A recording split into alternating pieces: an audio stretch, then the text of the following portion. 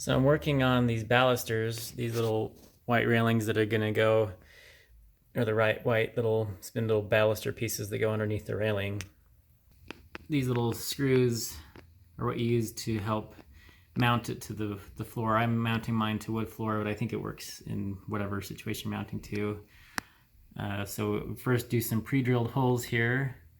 As you can see, I'm going to widen these holes just a little bit so the screws will go in just a tiny bit easier. But you want them to definitely engage. You don't want to have them be threaded loose in there.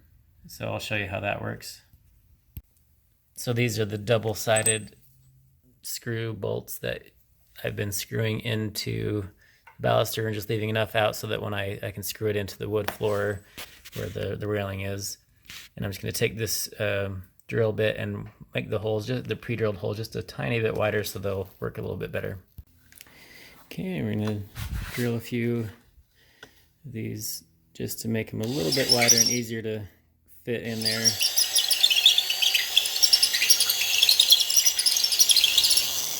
I had one of these balusters crack while I was trying to put the screw in, so I'm just making them a tiny bit wider so that cracking doesn't happen.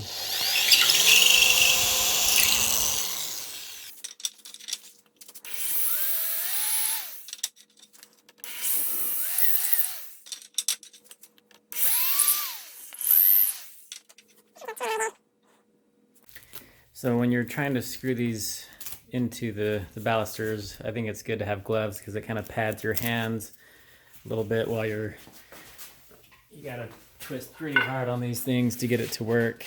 So I take some vice grips and then get it so it's set just right so it grips on there really firm, because you don't want these metal to slip at all, because if it slips then it will mar the screw and kind of mess it up. So get vice grips, get a really tight grip on it. I start in this orientation where I take the vice grips, take the screw, and then I just grab it like that. Again, it's set so it's already really firm. Now it's on there really, really tight. So I'll start it like that. Get your baluster, and then you can just start twisting just to get the threads engaged. And you keep twisting until it starts to get pretty tight.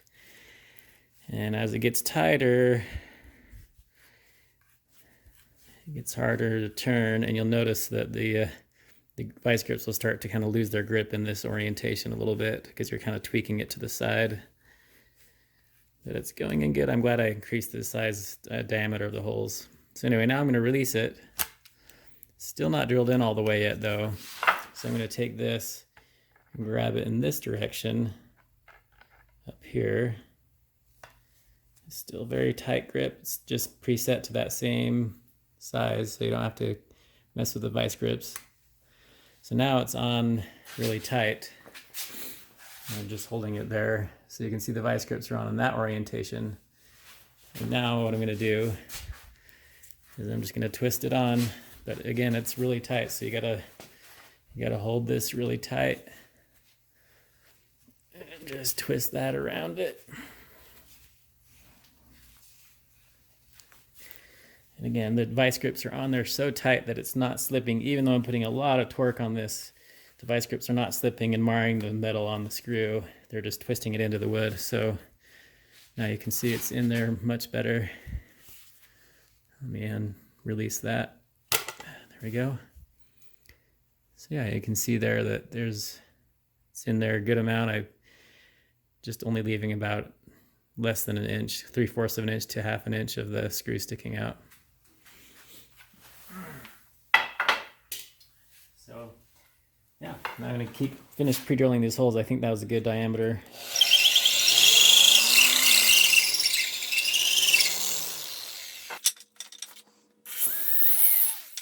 This drill bit I'm using is a 1/4 inch drill bit. The screws are just a little bit bigger diameter than the 1/4 inch.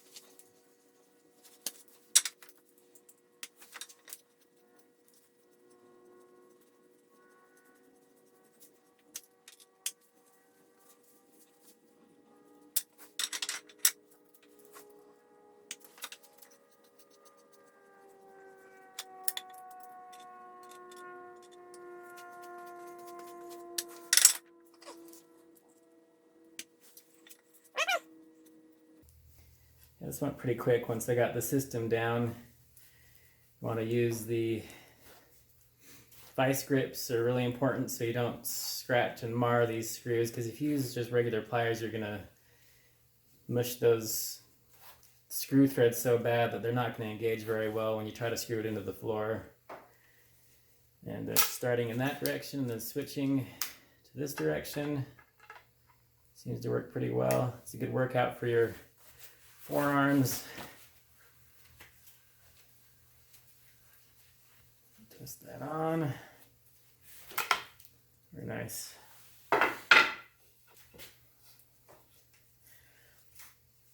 Now that I have these screws on, I'm going to be able to screw these into a piece of plywood out in the yard and paint them with the sprayer. They are primed already. I bought these at Home Depot primed. These square balusters came primed at Home Depot, and I like that they're nice and smooth and primed already. I don't have to sand or anything like that. I'm just gonna, once I get these screws in, I'm gonna screw them to like a piece of scrap wood in the yard and then spray them with the paint sprayer to get a final coat of paint on them. So just getting these screws on first. It's October, or actually November 1st, and it's cold outside today, so I'm just doing this while it's still cold this morning, and then hopefully by this afternoon I'll be able to paint it while it's warm outside, or maybe tomorrow. Anyway, so yeah, I got all those screws on, that'll work. And then if you have to make them a little shorter, you can grip them down further close to the end and put them in just a little bit more. Yeah, that'll work great. So yeah, I like these white balusters, a little more modern and updated than the old ones we used to have. I think they'll look nice. We were going to use metal balusters, but we already have a lot of dark accents in our home. We didn't want to make it too dark looking, especially when you walk in. There's a lot of railing in our home because we have an older 1990s split level home that I don't love the split level design because the stairs are right there right when you walk in, but we want to lighten it up a little bit, and so we're using those white balusters instead of the metal ones, because we're also going to have the dark color railing that will contrast with the light color balusters, and I think it will look nicer that way than if we were to use the metal ones just for the style. So there we go, got those all in. Let's shake it. You ready? Set, go! Ah! Let's do this side.